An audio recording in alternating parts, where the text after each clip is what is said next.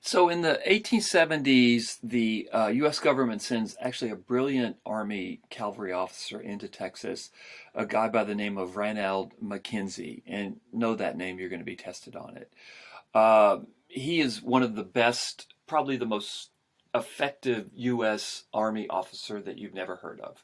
And what's ironic is that most people have heard of Custer, George Armstrong Custer, but he is massacred by the Sioux in 1876, where folks have not heard of this guy Mackenzie, and Mackenzie's the guy that's very, very successful in Texas. So it's very ironic that the more successful Union U.S. officer is a guy that's largely forgotten to history.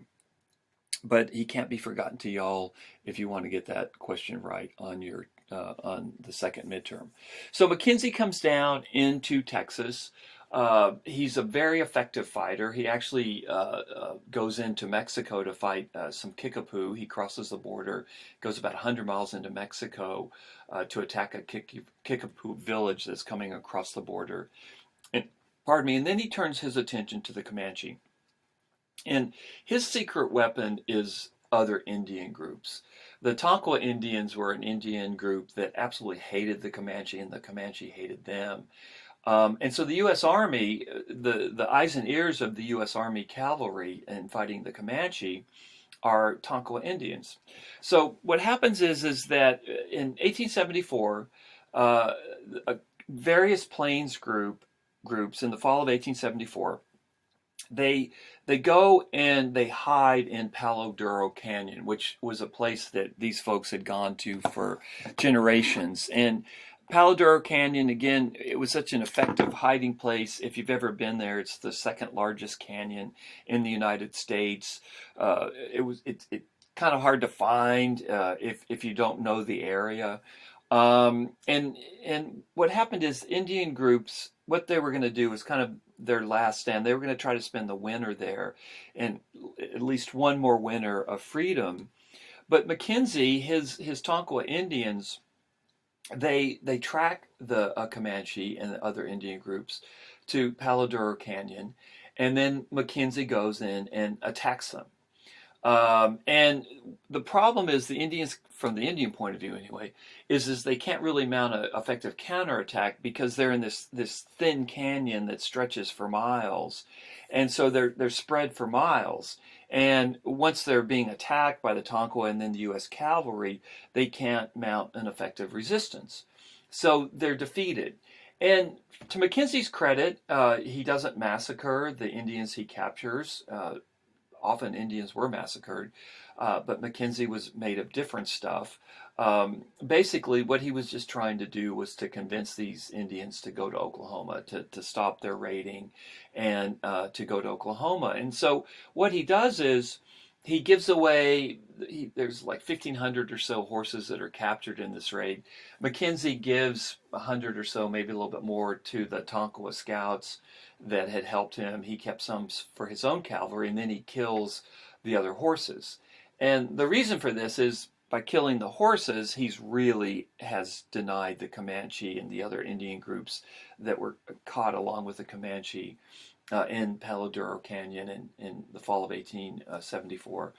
He's denying them any kind of resources. The buffalo have pretty much been hunted to extinction, and now they've lost their horses.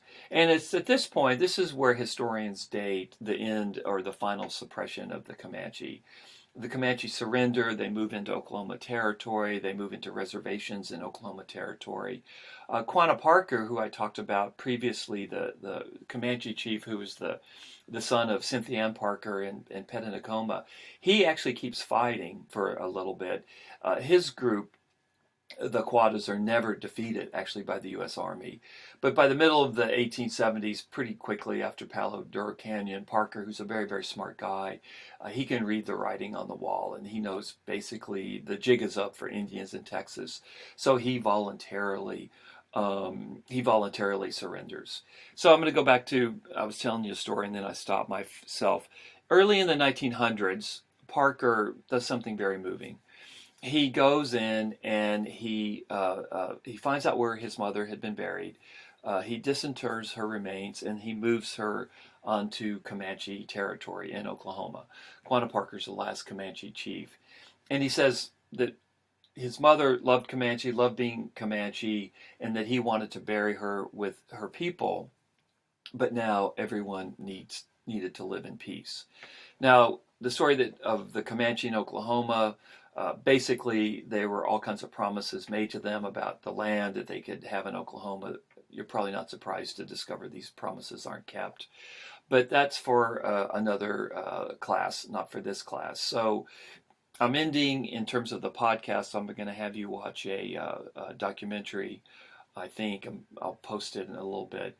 That the Comanches now are suppressed and Indians have been removed from Texas. Indians, which we ran into, beginning with the Karankawa and Cabeza de Vaca, the home of thousands of Indians, the traditional home of Indians for thousands of years. By the 1880s, all Indians, for the most part, have been removed from Texas into Oklahoma. And Texas, which had this very, very intense Native American past, does not have it anymore.